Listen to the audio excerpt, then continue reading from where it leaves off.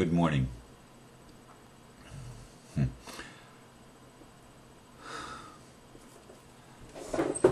going to talk to you this morning about passionate people.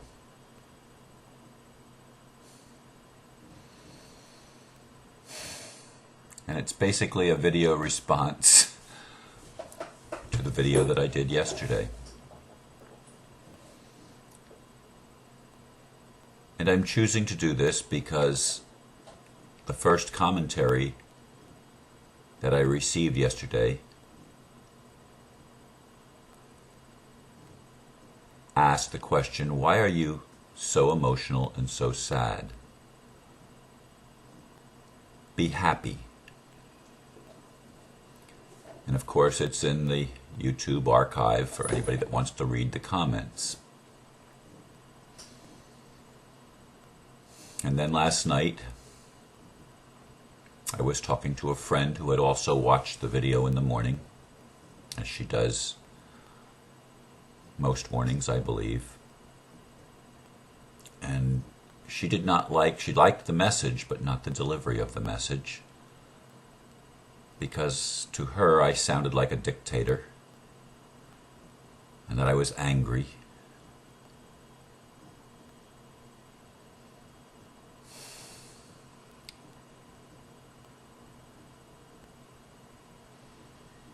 And it just didn't feel right to her. And I know there are people, I'm sure there are other people that feel the exact way, because we're all in different places. And as I responded to the first person who commented, "What?" I wrote, "To me, this is the most important video I've ever produced to date.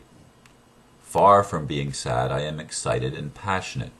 What's wrong with feeling emotions? What is the problem with delivering a message with passion? I am the happiest I have ever been, the most fulfilled. And I have lived all of my life for this moment in time." I have a lot of friends, several, that I can think of right off the top of my head, who seem to get annoyed when anyone shows emotion.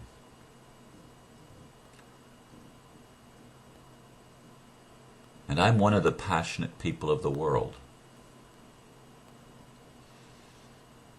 Sometimes when I speak, I cry. Often when I write, some of the things that I'm getting from my soul or from spirit cause emotion to well up within me, and I can't stop the tears from coming to my eyes,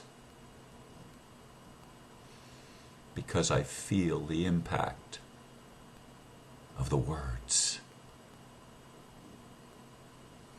I feel the passion. I feel the sadness or the anger or the joy or the love. I just feel it.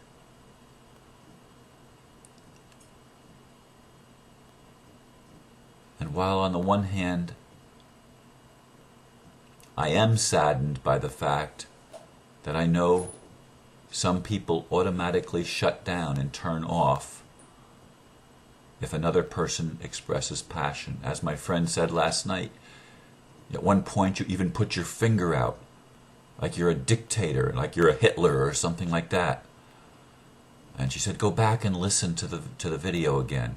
Now, normally when I finish a video, I listen to it. I put the title page on, and then I upload it to YouTube, and when it comes on YouTube, I watch it again. And it's interesting because sometimes when I turn on, you would think that I'd be the first one to watch it, but sometimes I have 2 or even 3 people that have already watched it before I get to it, which staggers the imagination for me. But nevertheless, I've watched it happen. And most of the time I don't go back and listen to it again, at least not in the same day, although I did listen again last night. And yes, I was passionate yesterday morning. Why? Because I consider that the most important thing that we're here to get. And I see so many people that are not getting it. And if I feel sad because I know that there are a lot of people that are still struggling with this thing and just don't get that everything is part of one thing. Everything is part of what we call God or the divine. And one person said, you keep talking about God. We are God. Yes, we are. But the human part of us is not all of the God of us that there is. There's another part of the God that we are. That's beyond these dimensions that are visible. And because of that, the human part of us feels all of these emotions and experiences them as real feelings. Not something to be put down, not something to be avoided, but something to be experienced. I want us all to get it right this time. To learn to love. And love does not have conditions to me. Just using the word unconditional love, it seems like you're just duplicating yourself. Because love that isn't unconditional isn't love. It's fear. But we can express it with passion. But it's fear. And we've lived a long time, we humans have lived a long time in fear. We've created a world from that emotion because of the belief that we're separate. And that's why I'm so passionate about us getting it. Because I know that this transition between where we have been and where we are going, this transition that is taking place right now in this moment,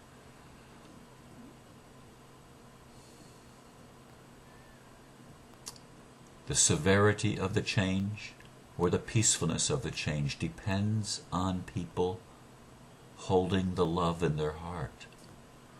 Each one of us.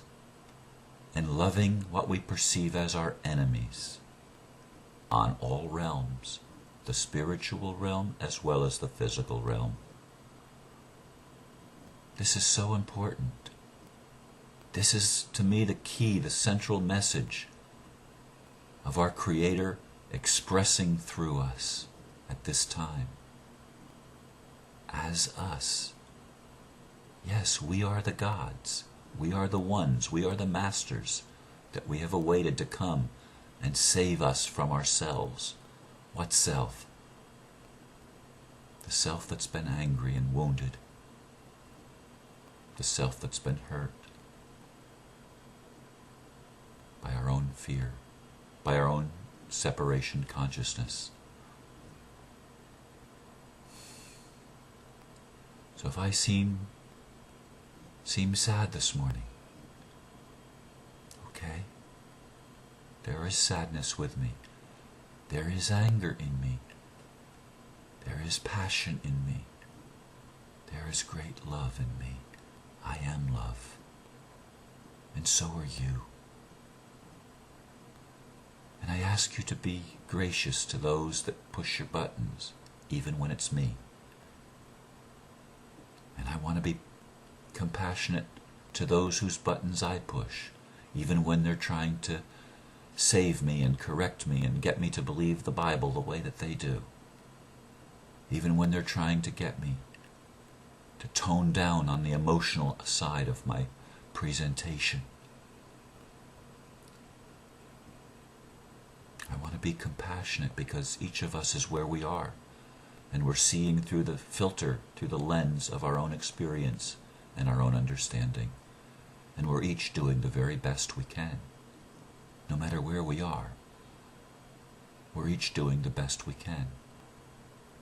Even those we call the Illuminati are doing the best they can.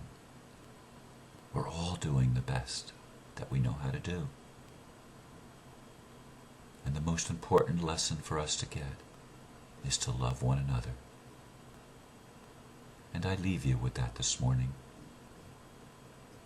Just learn to love yourself, and when you do, you will love one another. You will love each other. You will love the other, because you will see in the other your own self. That's what Namaste means. It means I recognize the humanness in you and the divine, the light and the dark, and I honor you for being. Namaste.